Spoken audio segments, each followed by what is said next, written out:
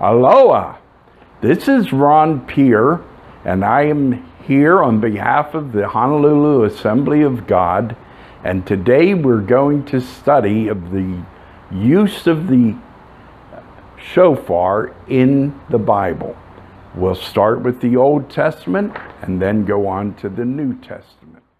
There's a lady in our church that plays the shofar, blows the shofar a couple times a month at the beginning of our worship services, and that is exactly how the shofar was used in the Old and New Testament. It brings us to acknowledge God and His blessings to us. Throughout the Old Testament, we see that the shofar was used to gather God's people at Mount Sinai. In Exodus 19, the blast of the shofar, known as the trump of God, this sound caused great fear and reverence when God came down upon Sinai to establish His covenant with the people.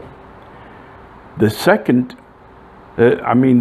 of the shofar calls us close to Jehovah and reminds us of the new covenant that He has established with all the people of the earth. We can come to Him in reverence and godly fear. In Leviticus 25, just as the shofar was a signal of God gathering His people to Himself when He came down upon Sinai to establish His covenant with His people, so the same sound announced at the close of the great Day of Atonement after the evening sacrifice, the year which restored to the people the freedom and the blessings of the covenant. The sound of the shofar reminds us of the liberty that we have in Jesus. He has established the new covenant with us, and we receive liberty as we receive the total forgiveness of our debt of sin. And now we are heirs of the blessings of His covenant. In Joshua, we saw that it is used to break down the walls of the enemy. When the shofars were blown and the people shouted, the walls came down and their enemies were defeated. Today we can blow the shofar and make a shout of victory, and every wall that Satan and others have built will come crumbling down and our enemies will be defeated. In 2 Samuel, the shofar was used to celebrate the Ark of the Covenant. David and all the nation of Israel brought up the Ark of the Lord with jubilee and the blowing of the shofar. This expressed the sound of jubilee and the joyous shouting of the people. The Ark of the Covenant represented the presence of God and always brought the blessings of the covenant to God's people. When the shofar is blown, we can rejoice, shout, and celebrate just like David did, for the presence of God has been established in us, and we are recipients of the blessings of the new covenant established through Jesus. In Jeremiah and 1 Samuel, we see that it was used to rally the people for war. Saul blew the shofar throughout all the land, proclaiming liberty from the oppression of the Philistines and rallying the people together to fight and bring about the defeat of their enemy. The first blast was blown in the places nearby, and a signal fire was lit. A second blast was blown then answered in a more distant locality along with signal fire. This way, the proclamation was sent quickly throughout the whole country to call the people together to fight. The sound of the shofar calls us to rally together to bring the oppression that the devil tries to bring upon us, and we will not tolerate his oppression any longer. We will fight and secure our liberty, and it has already been given to us in Jesus. We will allow the all-consuming fire to ignite our lives and draw people together to serve God. In the book of Judges, the shofar was blown to overcome the enemy. When Gideon and his men blew the shofar, they were declaring the defeat of their enemies. When the shofar is blown, we declare the defeat of Satan and his demons. We declare that our victory has been secured through Jesus. In 2 Samuel, we see the shofar was sounded to stop the fighting among brethren. Joab used the sound of the shofar to stop the people from fighting among each other. When the shofar is blown, it will stop division among the brethren and call the people to stop fighting and come together in unity. In Ezekiel, we see the shofar was to warn of judgment for sin. The sound of the shofar was used to warn the people to repent and turn to God to stop judgment from coming on the people because of their iniquity. When the shofar is blown, it is a reminder that we must turn away from our sin and turn to God, because through Jesus, He has delivered us from the wrath to come. The shofar in Joel 2 was to warn of the coming day of the Lord. Let's read that first verse. It says, "Blow the trumpet in Zion and sound an alarm in my holy mountain. Let all the inhabitants of the land tremble, for the day of the Lord is coming for us, is at hand." The trumpet of God will sound as a warning of the coming day of judgment. When the shofar is blown, we know that Jesus is coming soon, and this world will be judged as well as our enemy Satan and his demons. In 1 and 2 Kings, the shofar was used to announce the establishment of a king. The blowing of the shofar recognized the authority of the king as established by God.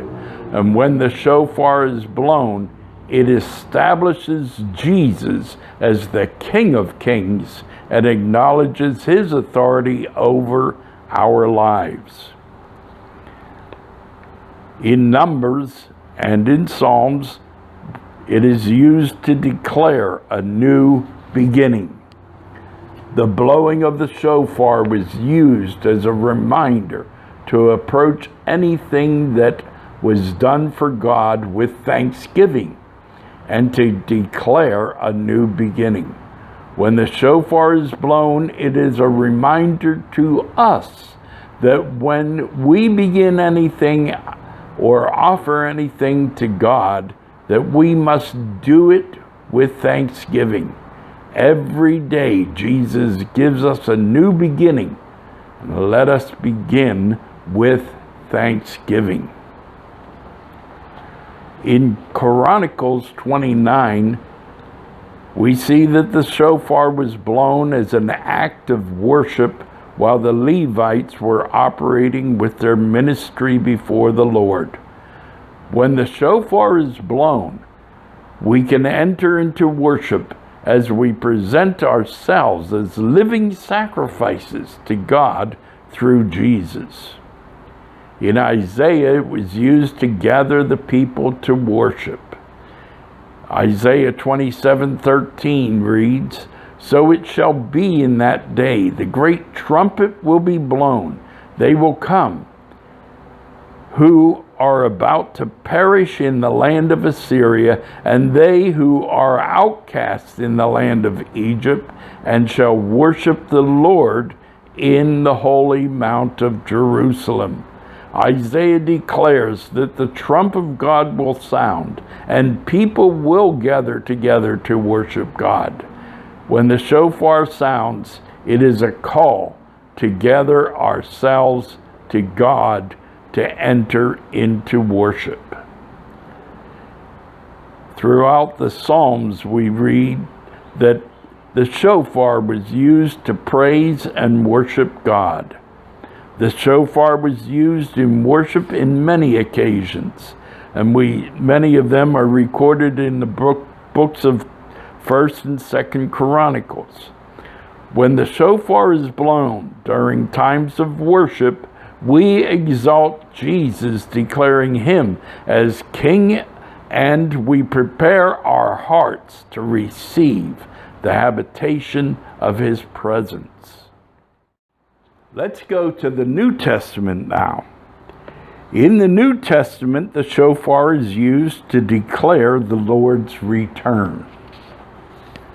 1 Thessalonians, we heard in a word by the pastor a couple weeks ago, 1 Thessalonians 4:16 to 18, it says, "For the Lord himself would descend from heaven with a shout, with the voice of an archangel, and with the trumpet of God.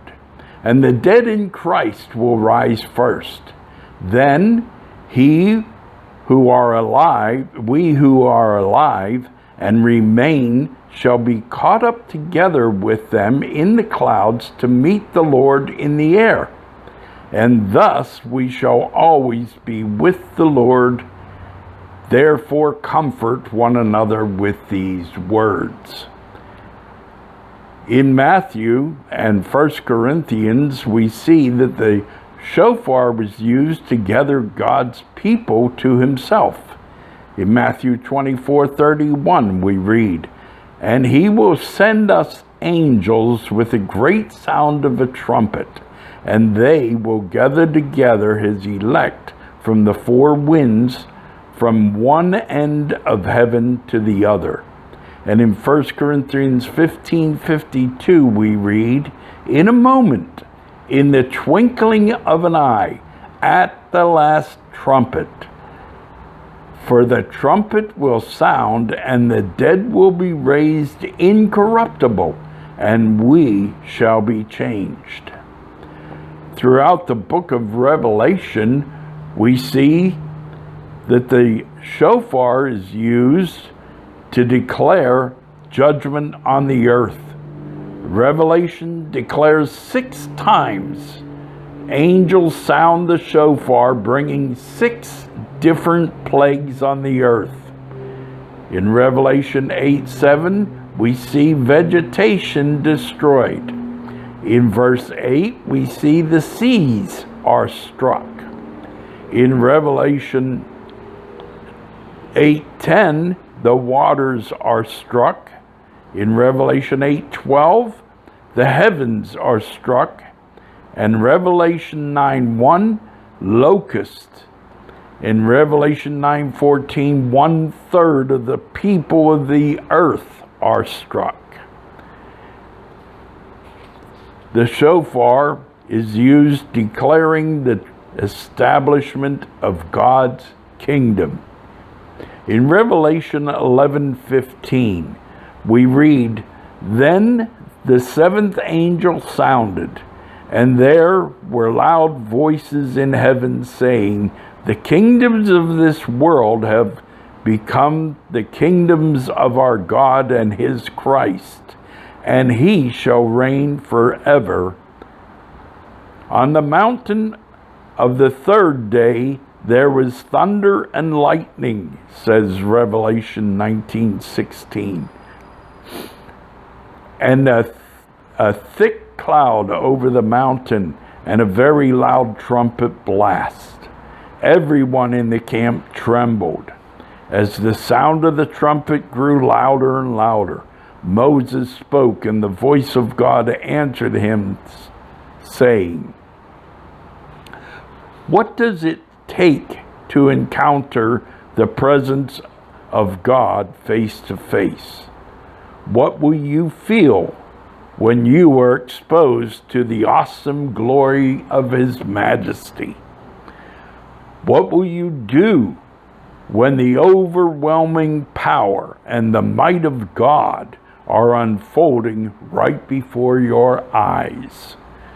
This is what exactly the Israelites experienced when God met them in the desert on Sinai to give the Torah to Moses as the book of instruction for the nation of Israel. The thunder and lightning, along with the dark billowing clouds that covered the mountain, embodied the presence of the Lord, and along with these majestic demonstrations of God's power are the loud trumpet blast, the shofar. The shofar is one of the symbolisms of the Judaic faith that were used by the people of Israel through the biblical times and up to the present age. The shofar is a trumpet that is made from a ram's horn and is used by the Israelites in time immemorial in their religious ceremonies and military purposes. It is an instrument that is used to signal the people, to alert them, and in the case of what happened in the desert of Sinai, God used it as an announcement of the arrival of the presence of the Lord. The shofar has been around for a very long time. But what is the biblical and spiritual significance of this ancient Jewish musical instrument? Number one, it is a call to revere and the awesome presence of God. In Exodus 20:18-20, we read, "When the people saw the thunder and the lightning and heard the trumpet and saw the mountain in smoke, they trembled with fear. They stayed at a distance and said to Moses, 'Speak to us yourself, and we will listen. But do not have God speak to us, or we will die.' Moses said to the people, 'Do not be afraid.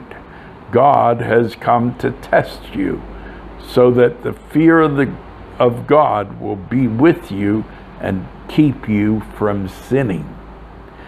The shofar's blast, as well as the thunder and lightning, were shown by God so that the people of Israel will revere Him. However, all throughout the history of the nation of Israel in the Bible, we can see that they continuously tested God by sinning and rebelling against Him and worshiping idols.